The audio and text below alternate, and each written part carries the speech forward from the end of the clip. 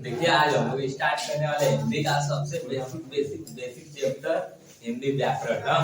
हिंदी व्याकरण में हम लोग हिंदी पढ़ते हैं तो सबसे बेसिक आता है वर्ड। वर्ड से स्टार्ट हो रहा है। जिस प्रकार से किसी भी कार्य को या फिर किसी भी चीज की जब हम लोग रचना करते हैं या फिर कुछ भी बनाते हैं तो सबसे पहले उसकी कुछ न कुछ इकाई होती है ना। इसी प्रकार जब हिंदी की रचना की गई तो उसकी सबसे छोटी इकाई को बोला गया वर्ड ना। उसकी सबसे छोटी इकाई को क्या बोला गया? वर्ड बोला गया। वर्ड बोला गया। अब वर्ड कहते किसको है? तो हमारी ध्वनि की सबसे छोटी इकाई को, जिसका और अधिक खंड न किया जा सके, उसको बोलते हैं वर्ड। वर्ड किसको बोलते हैं? वह छोटी से छोटी ध्वनि जिसका और खंड नहीं किया जा सकता है उसको बोलते हैं हम लोग वर्ड ना। तो वर्ड की परिभाषा हो गई। अब जानते हैं वर्ड के दो भेद होते हैं, या फिर कह सकते हैं वर्ड दो प्रकार के होते हैं, स्वर और व्यंजन। वर्ड कितने प्रकार के? दो प्रकार के, स्वर और व्यंजन ना। अब बात करें तो वर्ड की एक और परिभाषा बता सकते हैं। क्या परिभाषा बता सकते हैं? तो जो शब्द का निर्माण होता है उसके लघुत्तम इकाई को ध्वनि या वर्ड कहते हैं। जो शब्दों का निर्माण होता है उसके लघुत्तम यानी सबसे छोटे इकाई को वर्ड या ध्वनि कहते हैं ना। हम जान चुके हैं वर्ड के भेद कितने होते हैं? दो। कौन कौन? स्वर और व्यंजन। स्वर और व्यंजन। अब देखिए बात करते हैं स्वर की। स्वर क्या होते हैं? तो वे वर्ड होते हैं या वे शब्द होते हैं, वर्ड कहेंगे बेसिकली।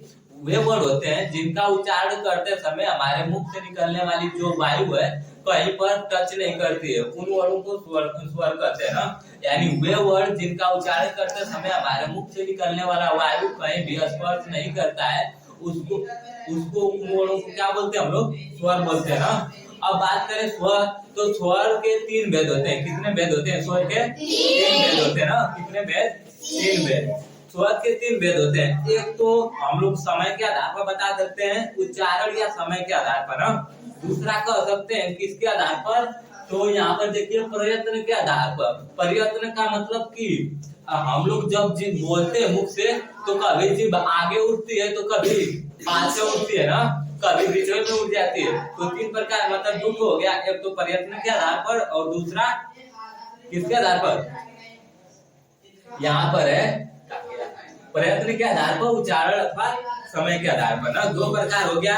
तीसरा हम लोग का है मुख के प्रयत्न के आधार पर, यानी जब हम मुख से किसी चीज को बोलते हैं तो मुंह बनाते हैं ना अलग अलग ढंग का, तो मुख के आधार पर ना, यानी मुखाकृति के आधार पर। तो स्वर कितने प्रकार के होते हैं? तीन। या फिर नहीं कह सकते हैं स्वर के भेद कितने होते हैं? तीन। कौन कौन? तो सबसे पहला है उच्चारण, समय अथवा मात्रा के आधार पर ना। इसके बाद प्रयत्न के आधार पर। तीसरा मुखाकृति के आधार पर।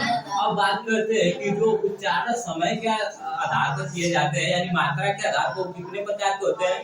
मात्रा के आधार पर कोई पूछ दिया आपसे स्वर कितने प्रकार के होते हैं? तीन प्रकार के। कौन कौन स्वर? तो ह्रस्व स्वर,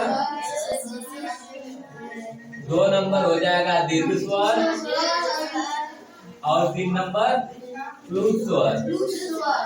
यानी यही तीनों स्वर होते हैं ना, ह्रस्व स्वर, दीर्घ स्वर और प्लुत स्वर। अब बात करते हैं ह्रस्व स्वर क्या होते हैं?